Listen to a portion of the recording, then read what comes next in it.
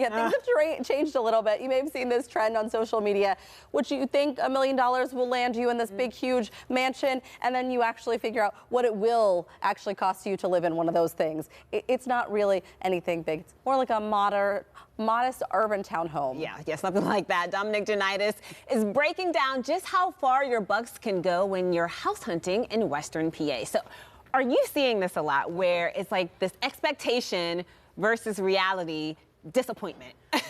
Yes and no. So these videos are obviously so funny and fun. So funny. We, thankfully in Pittsburgh, don't have a ton of that disparity. Yeah. Don't have a huge gap.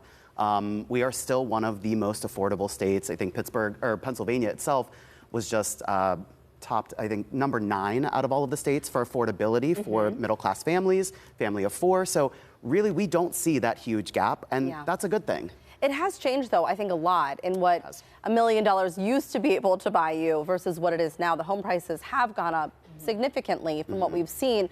What do you think the biggest driving force is with the price differences in other cities, maybe not here? Yeah, so great question. One of the big things is economic shifts.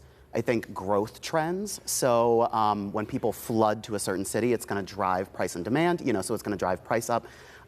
Pittsburgh, one of those places where we have a slow and steady wins the race kind of mentality here, and we're seeing a slower growth trend. So it kind of keeps us a little bit more affordable. And then the other side of it is there's an expectation. I remember as a kid, what $1 million I actually thought was $1 million is a castle, right? But it's not the case. It's huge. But so I do think that there's a little bit of media skewing the expectation with regards to like HGTV. Love all of these shows. Oh, yeah. But, scripted and some kind of sensationalized, but I fun, feel but, one of those shows, I remember when they were like, our budget is $850,000, and they're like, we're looking at 3 townhomes. And I was like, I'm sorry, what?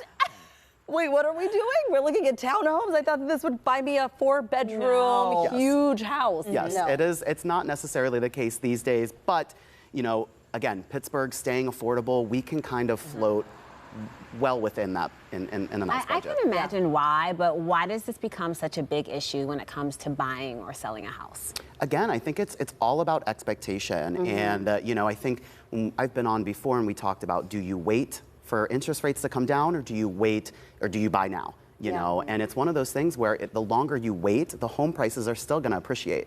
Right. You can always refinance, you can always buy down your interest rate. But I do think that times are changing and things are getting more expensive. So Pittsburgh Magazine recently did something looking at what $350,000 would buy you.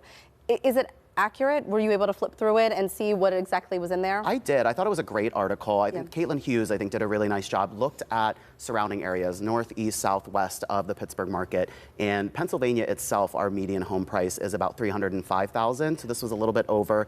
Pittsburgh sits at about $260,000. And I really, when looking through those 5 or 6 listings, some of them are under contract already.